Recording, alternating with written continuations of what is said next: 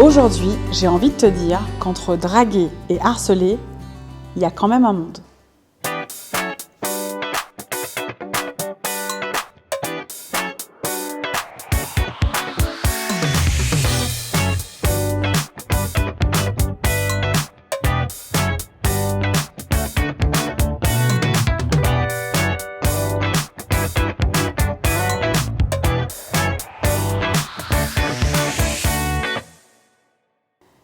Je me fais pas draguer souvent, voire pas du tout, voire jamais, ou en tout cas, je m'en rends pas compte.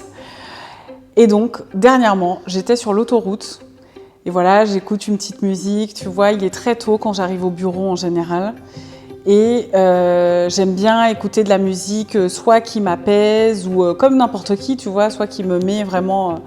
Je me sentais, ce matin-là, je sais pas, j'avais ce petit côté là, je me sens bien, belle, etc.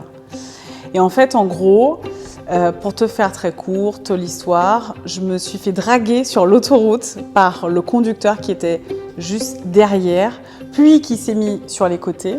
J'avais pas compris tout de suite, moi je pensais que c'était quelqu'un que je connaissais et qui me faisait un petit coucou, et j'avais pas compris tout de suite qu'en fait j'étais en train de me faire draguer.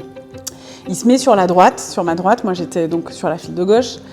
Et à un moment donné, il me fait oh là là là là là là, waouh, waouh, waouh, waouh. Ça fait un peu charognard sur les bords parce que c'est quand même sur l'autoroute. Donc, mais quoi qu'il en soit, je me suis sentie flattée. Et ça m'a fait du bien et ça m'a fait plaisir que quelqu'un me trouve jolie en fait et me trouve plus ou moins attirante. Et moi, je lui ai juste dit, quand je m'en suis rendu compte que c'était juste de la drague, j'ai juste fait. Et donc là, il m'a fait. Et il m'a montré son téléphone, genre donne-moi ton numéro de téléphone. Donc là, j'ai fait un petit sourire, genre non merci, et j'avance, je fais ma vie. Et j'ai continué jusqu'au bureau, sauf que il m'a suivi quasiment jusqu'au bureau, à quelques mètres de mon bureau. Ça faisait un peu bizarre et il insistait du regard et il continuait à faire des coucous puisqu'il me suivait. Et donc là, j'ai trouvé bizarre. Je me suis garée très vite. J'ai couru tout de suite vers l'entrée. Mais en fait, dans cette histoire, il y a deux choses que je voudrais te dire.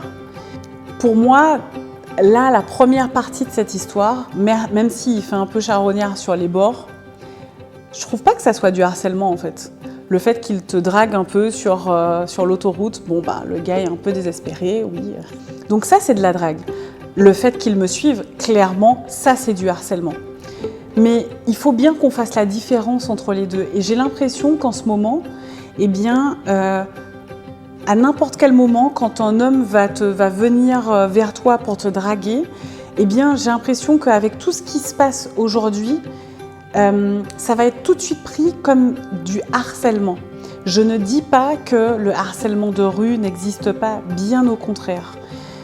Mais je voudrais qu'on fasse attention et qu'on ne crée pas de clivage entre les hommes et les femmes, qu'on évite de se dire que tout homme qui va venir vers toi est un charognard et que toute femme est un petit être à qui il ne faut pas parler. Sinon, on n'aura plus de drague, tu vois. Ce serait dommage qu'on perde cette notion de faire la cour.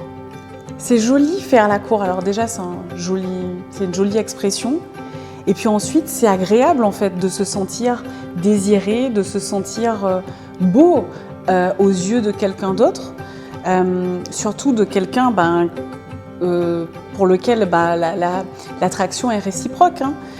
Mais c'est ça que j'aimerais pas qu'on perde en fait. J'aimerais pas qu'on mélange faire la cour et harceler. Et qu'on soit vigilant à ça.